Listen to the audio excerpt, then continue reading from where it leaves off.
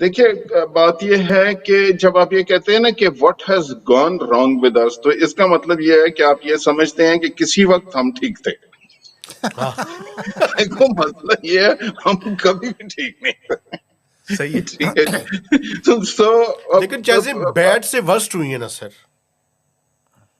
دیکھیں وہ تو پھر بتدریج ہونا ہی تھا نا. دیکھیں آپ کسی سے بات کریں آج تو وہ آپ کو کہے گا یار مشرف صاحب کا دور بڑا اچھا تھا.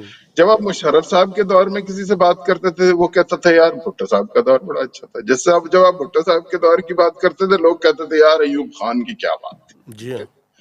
جب آپ ایوب خان کی بات کرتے تھے تو وہ کہتے تھے یار گورے کا جو زمانہ تھا نا وہ اس کی کیا بات تھی. ظاہر ہے جب آپ ہیں ڈسینٹ پہ تو آپ کو پیچھے ہر زمانہ بہتر ہی لگے گا نا.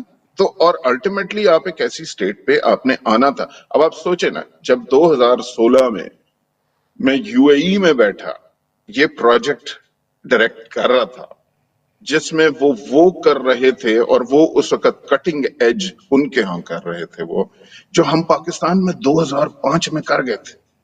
ہمیں کس نے روکا تھا؟ ہمیں کیا امریکہ نے آ کے منع کیا تھا؟ ہمیں کس نے روکا تھا؟ ہم نے اپنے آپ کو نہیں چلنے دیا. اور مہتاب صاحب کو تھے، سہیل بھائی تھے ہمارے ایک بزنس ریکارڈر میں ہوا کرتے تھے. سو ان لوگوں کو فرسٹ ہینڈ پتا ہے کہ پیکس کیسے بن رہا تھا، کون سی فورسز تھیں. ان کو مجھ سے بہتر پتا کیونکہ یہ اس طرف بیٹھے ہوئے تھے.